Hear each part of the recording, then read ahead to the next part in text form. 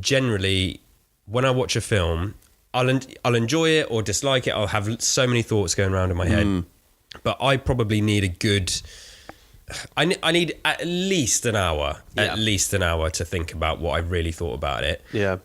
So whenever somebody asks me what did I think about a film 5 minutes after I've seen it, I'm just like, I don't know. Yeah, it was great. Like, or I might say I loved it, and then actually 20 minutes later, I'll decide that I absolutely hated it. Yeah. But we went to see A Quiet Place. I managed to avoid seeing any trailers or anything. That's good. Before we went in, so I was really going in blind. Yeah, I was going in blind, and so the first 5 minutes, I will say, weren't the best first 5 minutes because this film we won't get too spoilery about it, and just because I think it's good etiquette not to spoil films unless you explicitly say you're going out to spoil something. Yeah. So, but yeah, the film opens with people that aren't talking, and it's very quiet. And within, I think, sort of 5 minutes, someone in the back row sneezed really loudly. Oh, yeah. For comedic effect. Yeah. In parenthesis, comedic effect. And it just kind of like, I mean, that's really fucking annoying. And everyone kind of laughed, and, that was a bad start. Yeah. And there was also 2 young girls chatting behind us who I had to tell to shut up. Yeah. Because I just thought, look, we're 5 minutes into the film and you're still talking. Yeah. Shut your mouth. Yeah. So I was not in a great mood to begin with, but the sort of prologue to the film is about sort of 10, 15 minutes long. And by the time the opening title hits the screen, you're well in the world. I was just sort of, holy shit, I did not see that coming. Yeah. What the hell is this? It's very deftly done, yeah. Yeah, definitely. And I really loved it. And so, the film I thought was great. It's directed by John Krasinski and stars him and his wife, Emily Blunt, Emily Blunt just for some reason seems to be probably one of the best actresses on the planet at the moment. Definitely. Like, definitely one of the most, after Sicario. Oh no, she's done loads before that as well. But Sicario especially, she's doing it. She's an amazing actress, absolutely amazing. So as I said, I'd like to I need a good hour or so to digest it. I was still thinking about it at 3:30 in the morning. I really struggled to get to sleep, not because I was scared. For those who don't know, it is a horror film. Yeah. I wasn't frightened. I would just, for some reason, I kept replaying scenes over in my head, and I just think that says so much about that film, about how powerful it was. Was it the scenes themselves, or did you supplement yourself into the film? And the scenes did you repeat scenarios? That's a really good question. Both. It was definitely both. It was, holy fuck, what would I do if that was me? And then also, oh my God, that was so clever. I wasn't expecting that. Yeah. In particular, the scene I really loved involves a bit where some water is introduced. Right. And it sort of adds, I don't want to spoil it too much because I think it's silly to do that. But I just kept replaying these scenes over and over in my head. And I just think that film really caught me off guard. Yeah. Now, as I say, I didn't see the trailer. You, I think, had seen the trailer before going in. So my kind of reaction now, a few days later, is the film was great. I'm going to see it again. I'm going to take Jess because she's going to love it and she's going to scream her head off. Yeah. And there's lots to love about it. I loved the sound design. I loved other design in it as well, which again, I don't want to be explicit about. And it was just kind of really brave to have these 2 big movie stars who barely utter a word for the entire film. Yeah. And loads to love about it. And I'm just curious to know if coming out of it, your kind of feelings are the same, or do you wish you hadn't seen maybe the trailer going in, and how did it impact you? And the only reason I bring this up is because obviously we've been talking, we met through a love of films. Obviously we're great mates now, and there's loads of things, it's not just, we're not just friends because we like films. Yeah. And you've come on here and you're having a chat about your film, but I thought, that's the most recent film we've seen. Let's talk about it. It really affected me. It's still kind of affecting me a few days later. And what was your kind of feelings about this film?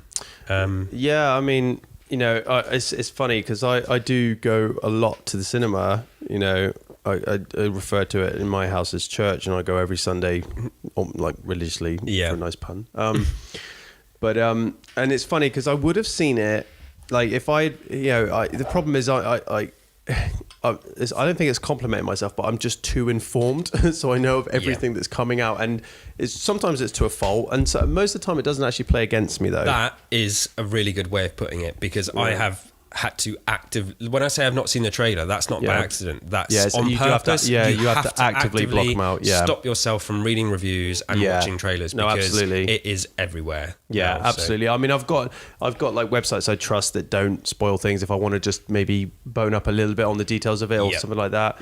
But I was just fascinated by this just because like I heard about it in the trades and stuff as well. I heard the original idea of it when it came together. Apparently, originally the script was written with one line of dialogue in it by the guys that wrote it. They had been shopping it for years and things like that.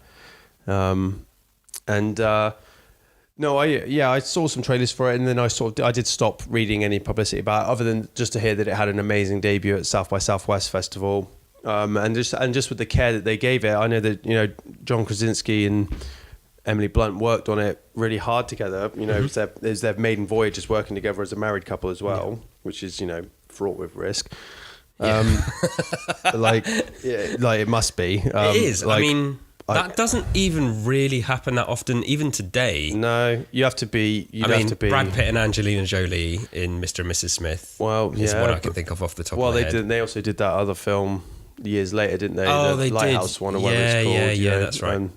Divorced less than 2 years later. Yeah. So in a quite spectacular fashion. Yeah. So, I think that besides, it was the fact that. Sorry. That's all right. Sorry.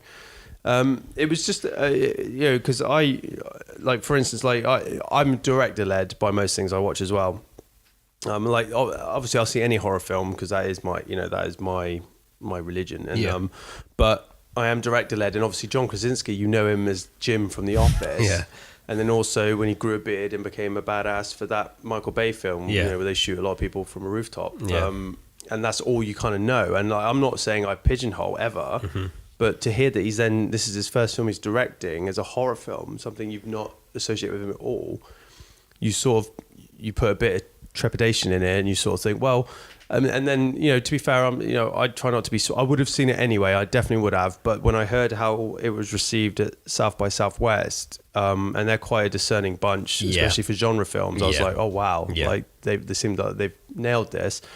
And then I learned more about it. I learned that they actually had Millicent Simmons is actually a deaf actress, a genuine deaf actress, and how they handled that was just amazing. And the character and her as a person, like her disability informed the character, and sort of how it worked to her advantage within her character in the film. Everything like that was all just great. I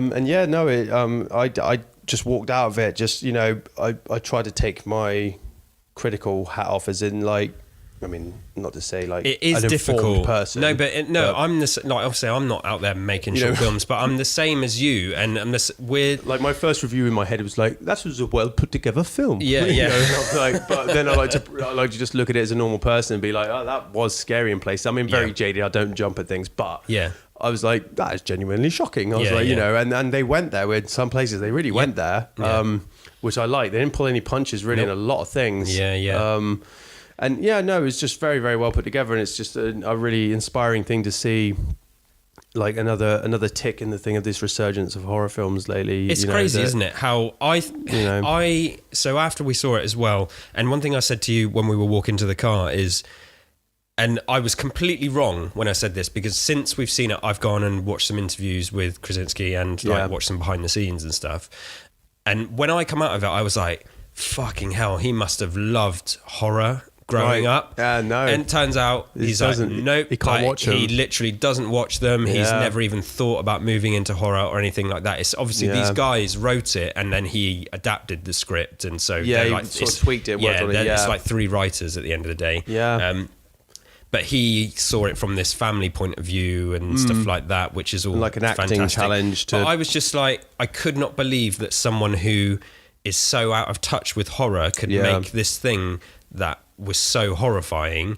And like you say, the resurgence of horror, because when I think about the scariest films that I've seen in my life, there's like a weird 10 or 15 year gap of the past of the past 10 or 15 years where not a lot has come out that's been impressive horror wise. But then the past like 3 years, I can think of like maybe 4, 5, 6 horror films that have been some of the scariest stuff you will ever see in your life, and this is up there as one of them for me now. And I agree. I think intent goes a long way with horror films, and one of the things that is so consistent when when the creators speak honestly about their intent when making them, the idea of like making a scary film is not really the thing. It's more they connect on to something, because like something I've learned over the years as well, and speaking to other filmmakers, is there has to be a central theme or idea that you need to latch onto, that's like this permanent burning flame that never dies out, that carries you through the making of the rest of it. And usually it's not something like, I want this to be the funniest comedy or the most romantic film or the scariest horror. It's like this person or this character. Or like for him, it was this family dynamic, like a family that can't speak to each other, have to communicate silently. And he said they just had their second kid and stuff like that. And so instantly he was like, family. It was all about family protection. And it's something him and his wife could tap into pretty well. It's like, I can imagine, like, she speaks about it a lot, it's the easiest film she's ever had to cry in, she said, because like transference of your family in danger, and that will come very easily as a young mother, but I imagine